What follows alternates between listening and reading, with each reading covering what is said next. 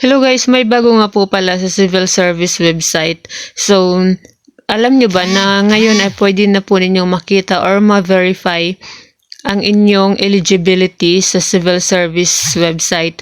So, pwede din po itong gawin ng inyong employer or ng government agency na inyong a-applyan kahit na wala kayong dalang civil service certificate of eligibility ay maaari pa rin nilang ma-verify kung talagang kayo ay pasado sa civil service exam or kung meron kayong eligibility. So, paano ito ginagawa or paano ito gagawin? So, punta lamang po kayo ng civil service website. So, ayan na po sa SC website.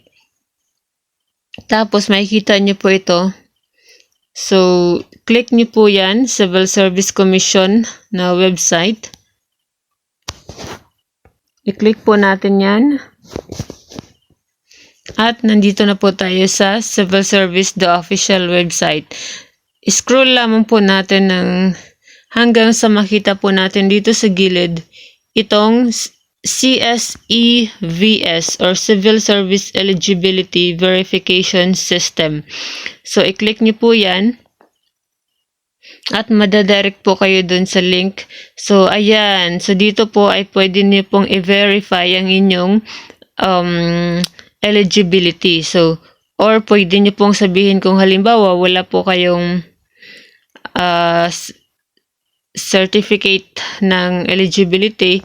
So, ngayon ay pwede na. Siguro ito, isa rin po to sa mga dahilan kung bakit sobrang delay ng pag-release ng civil service certificate sa ngayon dahil baka one day ay magiging paperless na yung civil service.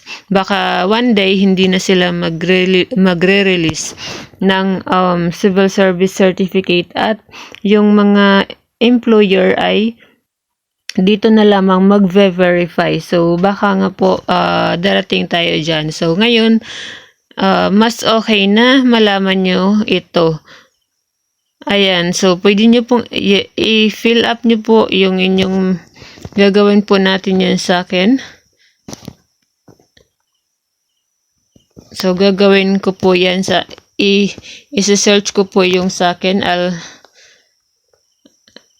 So fill up nyo lamang po last name, given name, tapos, middle name, at yung middle initial. So, yung middle initial, yun yung letter.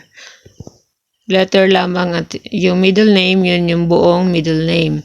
Tapos, yung birth date, i-fill up ko po muna. I-follow nyo po yung format, year, month, date. Pagkatapos ay, ayan. So, click nyo lamang po itong Submit Verification Request. And, automatic makikita na po yung verification result dito po sa pinakadulo. So, ayan, Alvarez Janice D. Professional. So, makikita din po kung ano yung level ng inyong eligibility, kung professional or sub-professional. So, ayan, napakabilis lamang po. So, I think na one day magiging paperless po talaga itong civil service exam. I mean, yung Civil Service Commission when it comes about certificate of eligibility. Dahil marami ako nababasa sa mga Facebook post na yung iba nahihirapan mag set ng appointment, tapos minsan merong pila at mataas yung pila depende kung saang region. So napakagaling nitong ginawa nila dahil kahit yung employer mismo at another advantage nito is may iwasan na po yung paggawa ng mga pike na document. So, meron kasing iba na gumagawa ng mga piking certificate, di ba? Usong-uso yan kahit sa diploma or kahit na anong klase ng documents na napipike talaga siya. So, with this one, siguradong ma-verify ng employer ang inyong eligibility sa civil service. Ayan. So, sana po ay meron kayong bagong natutunan. And thank you for watching. Please don't forget to click the subscribe button and the notification bell para updated palagi sa ating panibagong videos.